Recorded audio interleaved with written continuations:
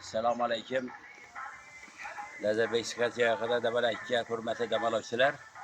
Böyle büyün ertelep turup su içediğin e, yerde yığılıştık.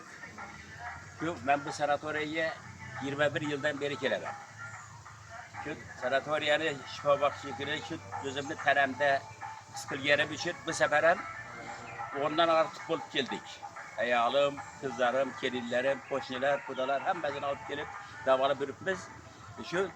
Bunu en zor sanatörlerden biri. Solum cayda yerleşken, havas taza, en bu esasiyesi şu köp yıllık daraklar, arsa darakları da aslında yürüp nefes yolları yem, başka keserlikler yem doğalamız. Hem şu ben aytamam ki şu 73. yıldan bana sayızdayı hem sanatörlerde bolgam ben. 2003. yıldan beri Özbekistan sanatörlerde damalaman. Lakin bu Nazarbayk'a kelediğin sanatörlerini görmedim. Şunun için ben özümüzü kışlaktan, özümüzü şehirden yılıya kemede bir 100-200 adamı şöyle tavsiye kılıp yöneteme ular bariyerine ki menge şu rahmet sizge. Sizin sebebiniz bilen bizler davalanıp şuddi sanatörlerin bağlılıkını bildik. Yaxşı demaldık dep kelediler.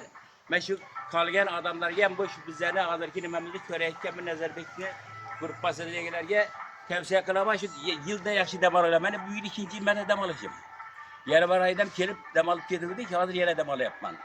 Şunun için Nazarbayk sıkıntı kadınları ye, Zaktege ye, İslam'a ye, bizlerin işi köreyken, bizlere yardım verirken şikayetlerin hemmesi geçiyor. Özüm namından, ailemiz namından, bu şikayetlikte demarajları namından minnettarçılık bildiremem. Sağlık, selametlikte, teşvik edilgenlikte, ben şimdi demarajları köp köpünü bir yere körüşün nasibi olsun kılsın, yaş küllerde uçlaşa verirlik.